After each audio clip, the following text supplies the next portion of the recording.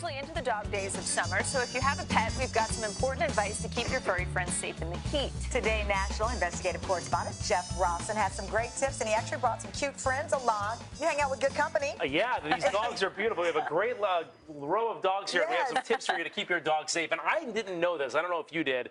Dogs can get sunburned, just like people can get sunburned. Right. Don't let that fur fool you. Even with the fur? Even with the fur, it goes right through. But the thing is, you can't put, and some people do this, human sunscreen on a dog. So what do you do? Because it has zinc in it.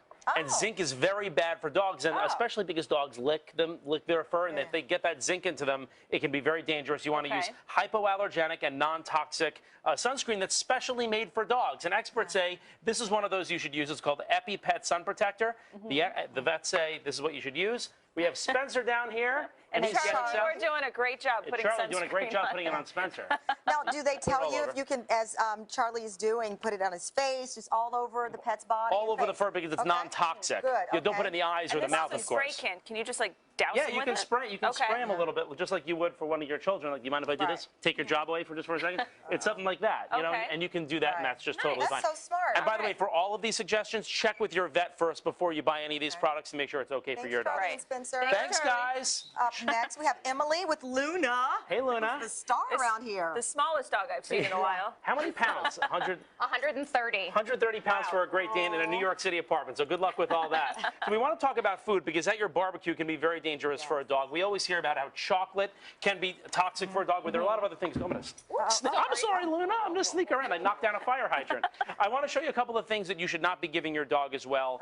For choking hazards, you see that bone down there, Dylan? You can pick that up and show us. This is a huge bone. Believe it or not, dogs can choke on things like that, especially a dog the size of Luna. Yes, they can choke on something like that. Also and for hot dogs. chicken bones, I'm sure. Hot dogs, exactly. Really? What's wrong with hot dogs? The problem with hot dogs is if you don't cut it up, they will take this hole and they will choke on this. Oh, wow. So you want to cut up hot dogs. Also, same thing with corn on the cob.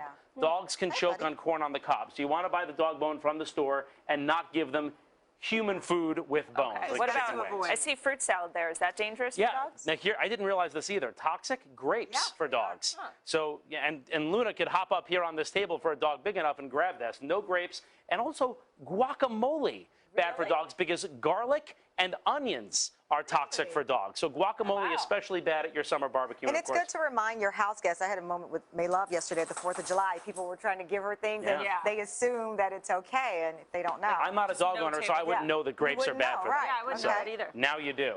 And finally, we have Allie here, one of our producers, and we have Oslo, and we're talking about here is about how dangerous it is for dogs to walk on that hot pavement during the summer. And you know what it's like when you walk on hot sand to the pavement. It can hurt your feet. It can hurt the dogs too. So the general rule is, Oslo's so cute. So cute. Just a baby. The general rule is if it's too hot for you, it's too hot for the dog. And you can also do the 5-second hand test. Take your hand to the pavement. If you can hold it there for 5 seconds, as Oslo looks the heck out of me, if you can hold it there for 5 seconds, it's probably okay for the dog. But the safest thing to do is buy what Allie did here, are these cute booties for your dog. These are great tips. Thank you so much. Up next.